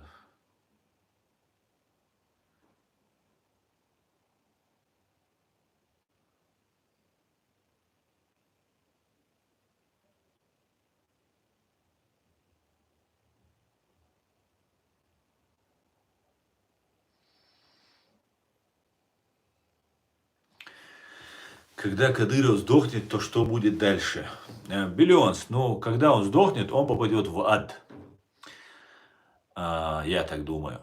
А то, что будет на земле с нами, оставшимися, ну, я не знаю, что будет дальше.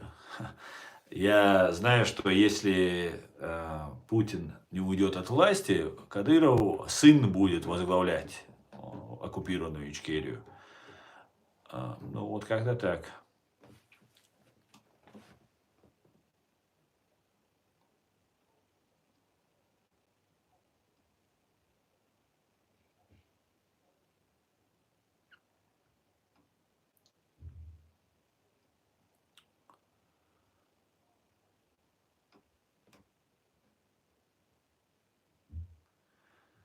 Скажите, кем все-таки был Шамиль Басаев?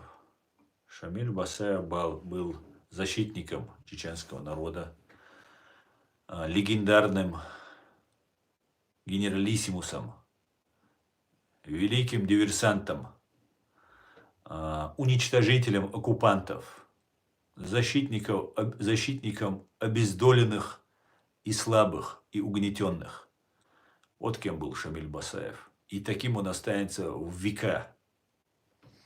А все, кто его убил, или обзывал его, или лгал на него, те будут просто фигней из-под ногтей. И есть.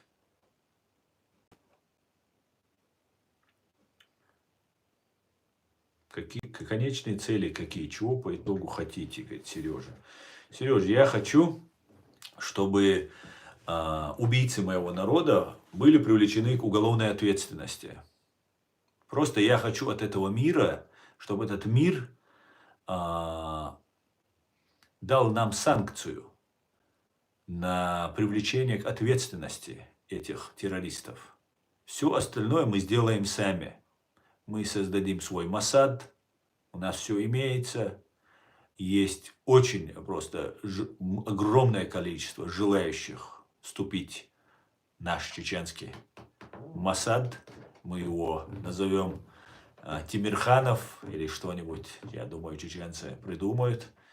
Это ликвидатор некрофила Буданова, в честь него, я надеюсь, которого вы убили в тюрьме. Я думаю, что будет как-то так, Леон. Вот моя цель, чтобы мы наказали убийц нашего народа. Мы, чеченцы, не прощаем то, что нам сделали. Даже через 100 лет.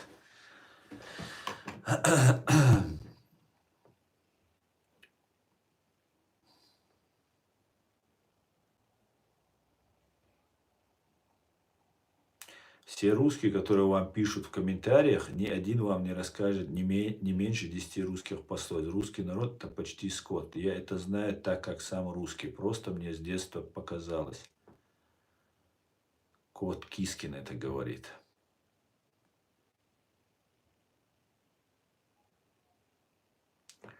Я всю жизнь живу в России, уважительно отношусь ко всем народам. В чем я лично виноват перед чеченцами? Лично, Владимир, если ты с оружием в руках не пришел убивать мой народ, ты не виноват перед нами. Лично ты не виноват. Если пришел убивать, да, тогда виноват лично. Нет, не виноват. Лично. Ну, как россиянин, вы несете ответственность. Выдавайте своих преступников, восстанавливайте вред, забирайте вот этого своего дебила Кадырова к себе. Пусть он у вас там президентом России будет. Нам он не нужен. Вы же им очень гордитесь. Давайте дать.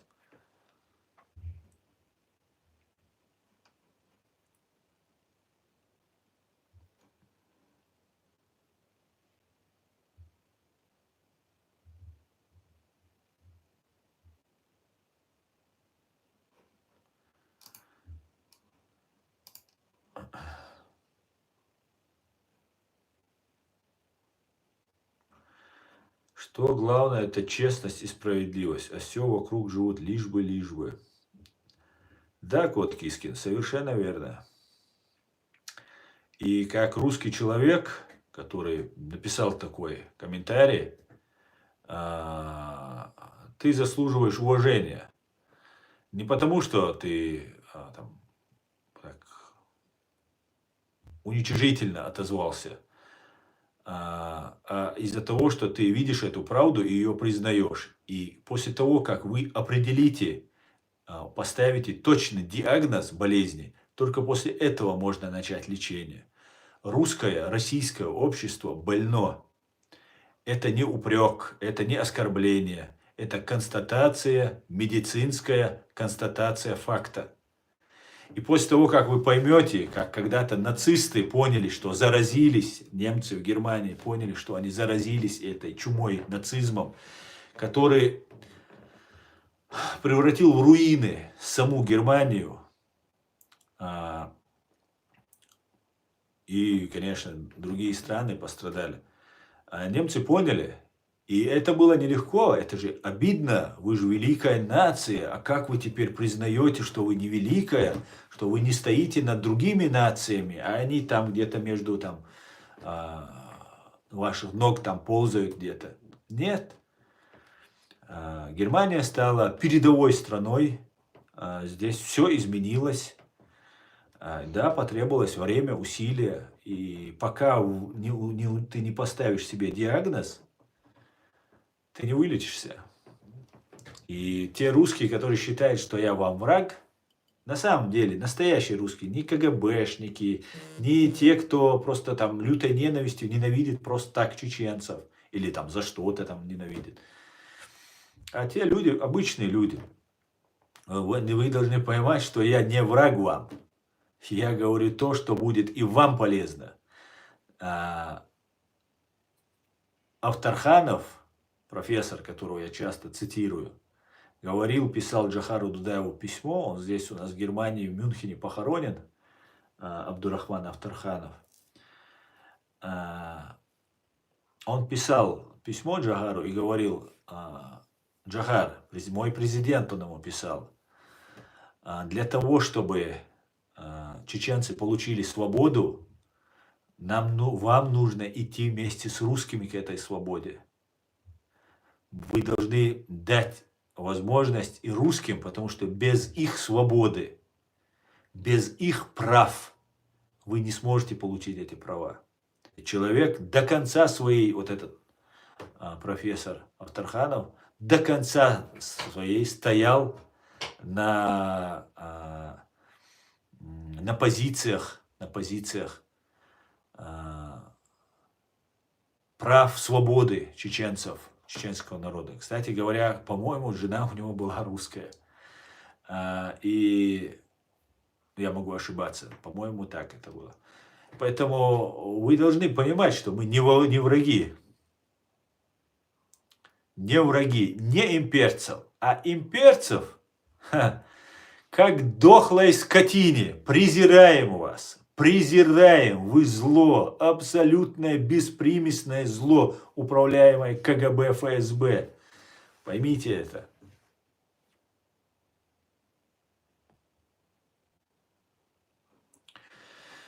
Так. Конечно, мы больны, как минимум, хотя бы тем, что мы ничем не интересуемся. Почти никто, прочитав «Быт русских времен империи», даже не осознает, что времена поменялись, но не поменялись пороки русских. Кот Кискин.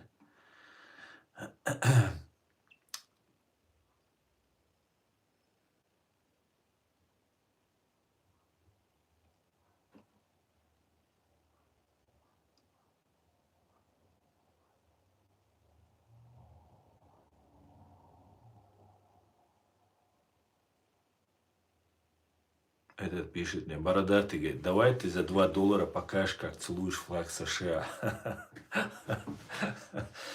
Ну, целовать я его сейчас при тебе не буду, это абсолютно не проблема. Но я завещаю, после того, как я погибну или умру, обвернуть меня в ичкерийский и в американский флаг. Я завещаю, это мое завещание. Ясно? А целовать не проблема, американский флаг. Горжусь, люблю и уважаю. Достаточно?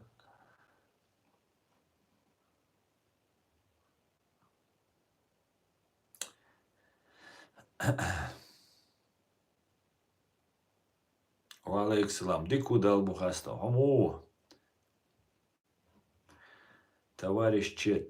Совершенно верно. 90% населения зомбированы кремлевской пропагандой.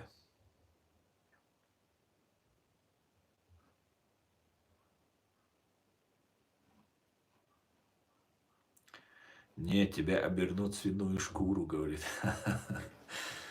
Но если я окажусь, мой труп покажется в ваших лапах, то такие ублюдки, как вы, конечно же, это будут делать. Вы же Аслана Масхадова также, нашего президента, обвернули в свиную шкуру, похоронили. И для нам это смешно.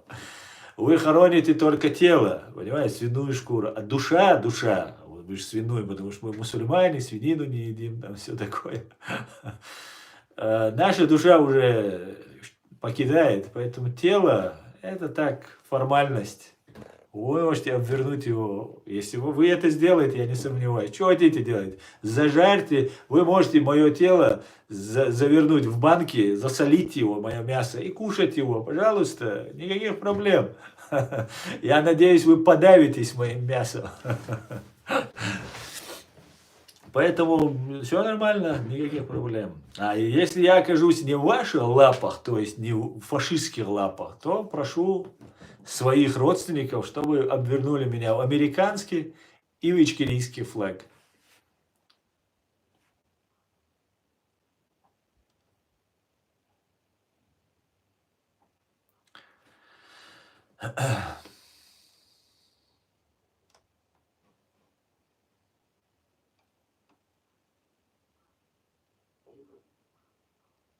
Поздравляю, очень много любознательных россиян на канале, которые узнают правду о власти КГБшной власти России. Киртукас, витаю вас, Литва.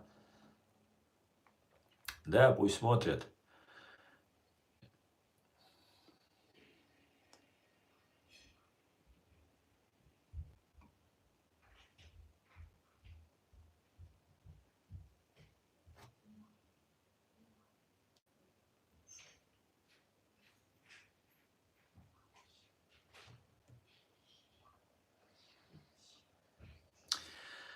Так.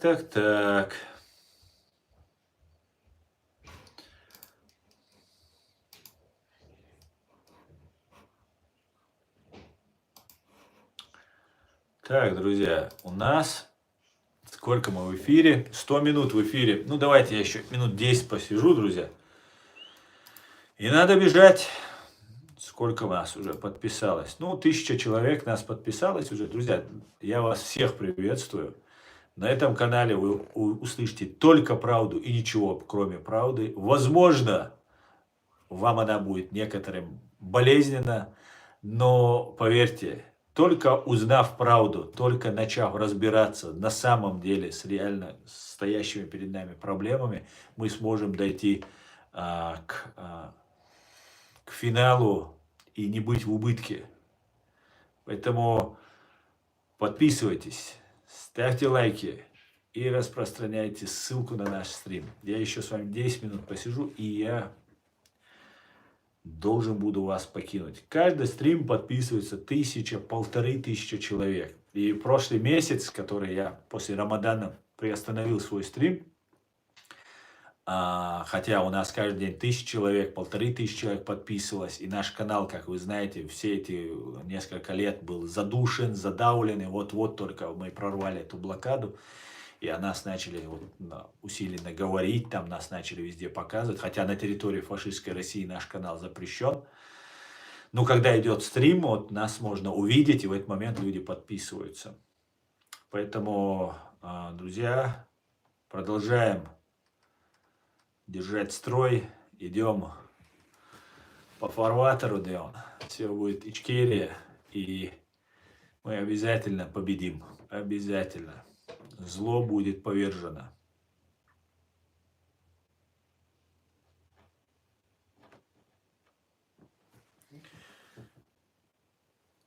Мюлаш будешь, лей эмалеш, война. Мюлаш будешь, хоз. Баузарим, шаберша.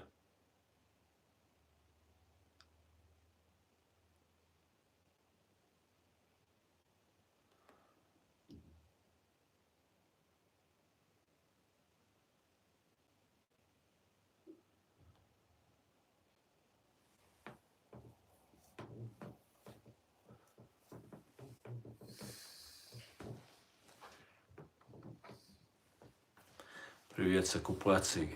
Привет, Ирин, привет, держитесь. Держитесь, оккупация.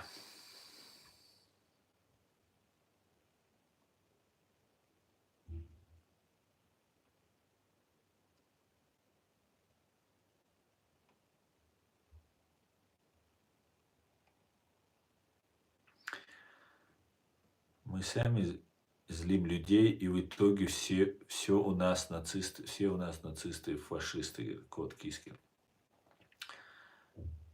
Если провести в Чечне референдум, 100% чеченцев выберут отделение. Сереж, мы провели референдум, у нас есть свое государство, нам не нужно никакого референдума, нам не нужно никому доказывать.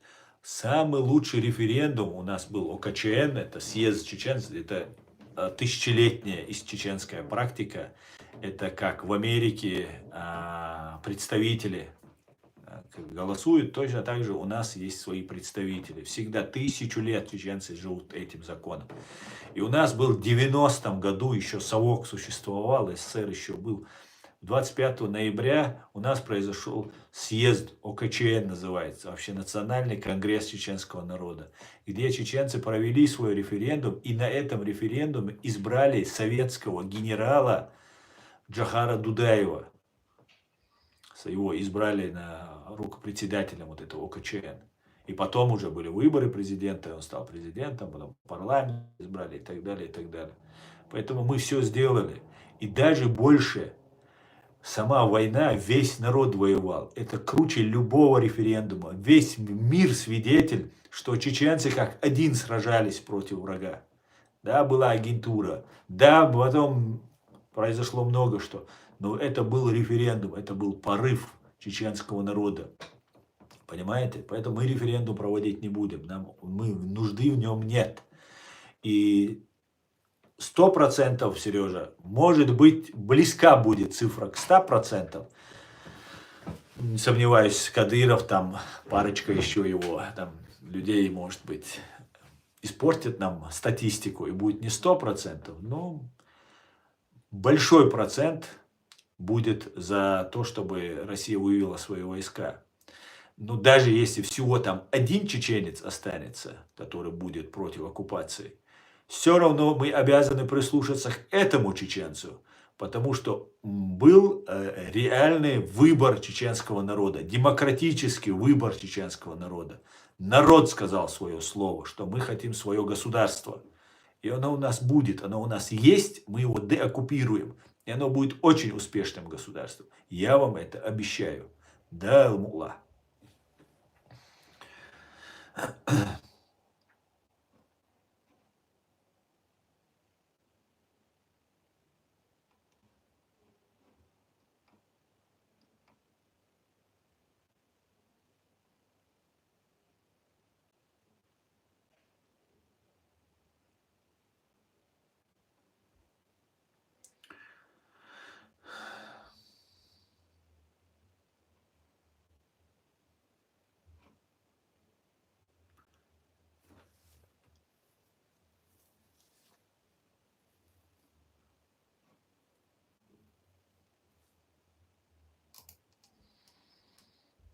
Так, с чистым русским языком к нам пожаловали. Пишут с ошибками, ну, говорят, ну, ну жаргон руснявый, да он.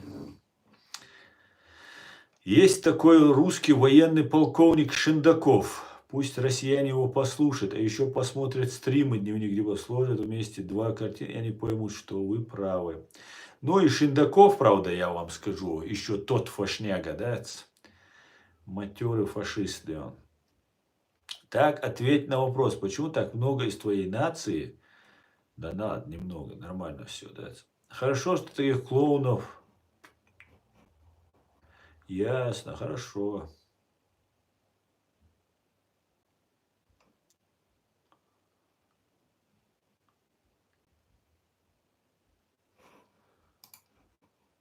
Так, друзья, я думаю, нам сколько мы? 107 минут. Ну, еще посидим, ладно. Есть время. Есть время. У тебя все фашисты и имперцы, говорит. Да не все. Почему? Почему все? Я что, украинцев называю имперцами и фашистами? Почему все? Нет. Немцев я так называю? Нет. Американцев? Нет. Только русских империалистов, русистов я так называю. Почему тебе не нравится? Нормальное название. Как есть ведь. На этом канале говорят правду. Этот канал называется «Реальность». Понимаешь?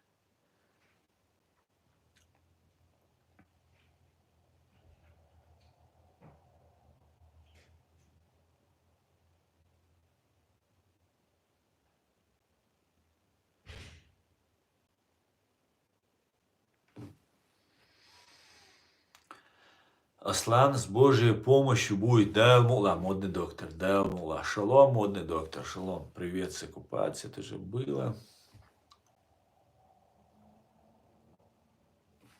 Реальность США, а не мира. Не-не-не-не-не. Не реальность США. В том-то и дело, что вчера мне тоже говорят, вот, или позавчера, ты повторяешь нарративы западных пропаганды, западных средств массовой информации, там, туда-сюда. Я говорю, нет, нет, это они повторяют наши нарративы. Мы эту правду, знаете, как питбуль, когда сцепится, вот эту правду несем и кричим всему этому миру. Бьют по этому питбулю, убивают его, он держит. И вот мы держим эту правду. И сейчас мир начал нас услышал и начал говорить то, что мы говорили все эти годы. Поэтому не надо нам приписывать, что нам кто-то платит, мы там... Нет, мы наоборот дошли до той стадии, что все-таки весь мир начал говорить то, что мы говорили уже много лет. Десятилетиями говорим. 30 лет твердим об этом.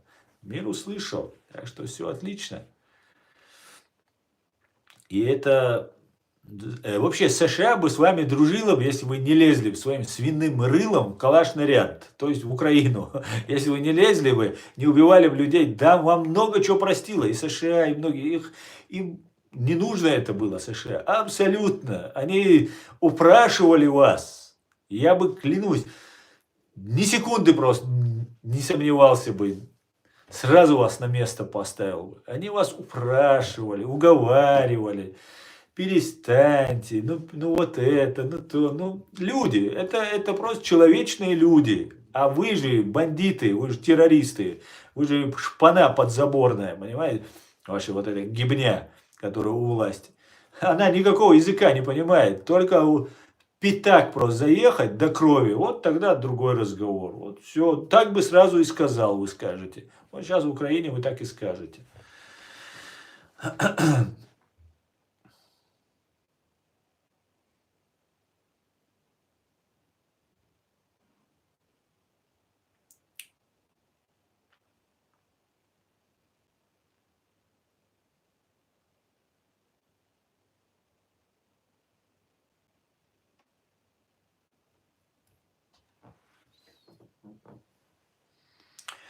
У Кадырова есть русский брат. Это позор его семьи. И я не понимаю, зачем вы эти вещи говорите? Почему, если у тебя ты усыновил русского и неизвестно, русский он или нет, ну, как бы якобы русский, почему он должен быть позором? Это может быть единственное хорошее, что в этой жизни эта семья сделала, может быть. О чем вы говорите?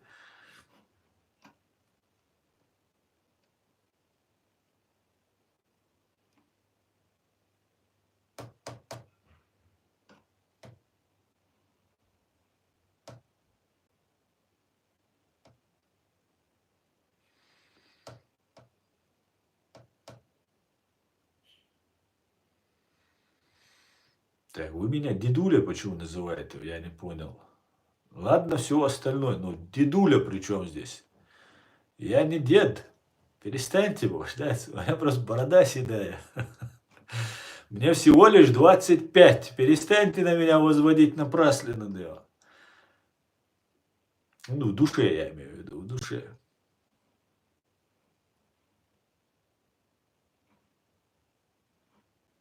Да, я думаю, вы правы, кот Кискин. Да, если русский сейчас не разберется в том, что он творит, русские перестанут просто существовать как нация, как этнос. Кто-то будет татарином, кто-то украинцем, кто-то раз, рассосутся по углам, понимаете? Ваша культура, русская культура, которая здесь музыка, искусство, все, через которую вы, кстати говоря, очень хорошо влияли тут на Западе, внедряли свои нарративы, она везде запрещается. Русскую культуру выпиливают отовсюду.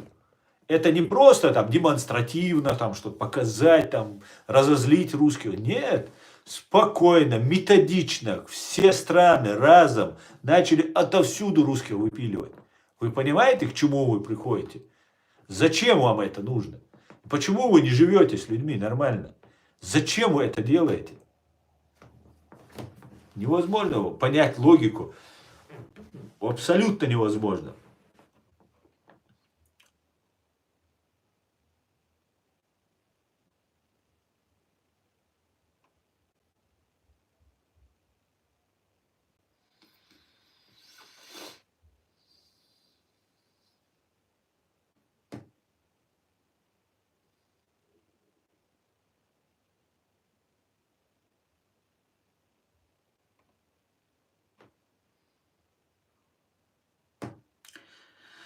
Ладно, друзья, закончу я свой стрим.